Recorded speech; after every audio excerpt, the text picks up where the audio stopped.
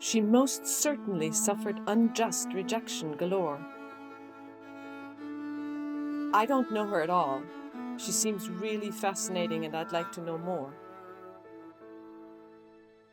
Who is the face behind Chinese Girl Wants Vote? Dr. Mabel Pinghua Li was born in China and lived from 1896 to 1966. When she was just 16 years old, Mabel Li was a known figure in New York's suffrage movement. When New York City suffragists held a parade in 1912 to advocate for women's voting rights, Mabel Li on horseback helped lead the parade from its start. In 1920, the 19th Amendment gave women throughout the country the right to vote. But Chinese women, like Mabel Li, couldn't vote until 1943. This was because of the Chinese Exclusion Act, a federal law that was already in place before she was born. The Chinese Exclusion Act limited Chinese immigration and prevented them from becoming citizens. Here are some of her words from China's Submerged Half and the meaning of woman suffrage. I plead for a wider sphere of usefulness for the long-submerged women of China. I ask for our girls to open the door to the treasury of knowledge, the same opportunities for physical development as boys, and the same rights of participation in all human activities of which they are individually capable. The neglect and indifference to a woman's welfare in the past must be remedied. Prejudice must be removed and a healthy public sentiment created to support the progressive movements.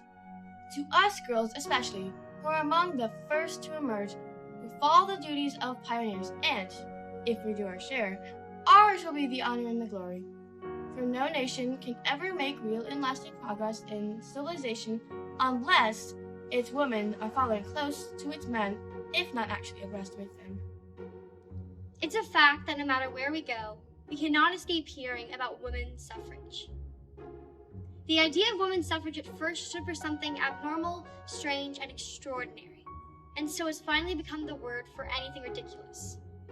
The idea that women should ever wish to have or be anything more than their primitive mothers appears at first thought to be indeed tragic enough to be comic. But if we sit down and really think it over, throwing aside all sentimentalism, we find that it is nothing more than a wider application of our ideas of justice and equality. We all believe in the idea of democracy. Women's suffrage is the application of democracy to women. The fundamental principle of democracy is equality of opportunity. I cannot too strongly impress the importance of suffrage for the requirement of women to contribute their share to the steady progress of our country towards prosperity and national greatness. After graduating from Barnard College, Mabel Li got a PhD in economics at Columbia University. She was the first Chinese woman to do so. After her father died in 1924, she took over his role as director of the First Chinese Baptist Church of New York City. She later founded the Chinese Christian Center, which served as a community center. It offered vocational and English classes, a health clinic, and a kindergarten. Dr. Mabel Pinghua Li never married and devoted her life to the church and the Chinese American community. I plead for a wider sphere of usefulness for the long-submerged women of China. I ask for our girls the open door to the treasury of knowledge, the same opportunities for physical development as boys, and the same rights of participation in all human activities of which they are individually capable. The fundamental principles of democracy is equality of opportunity.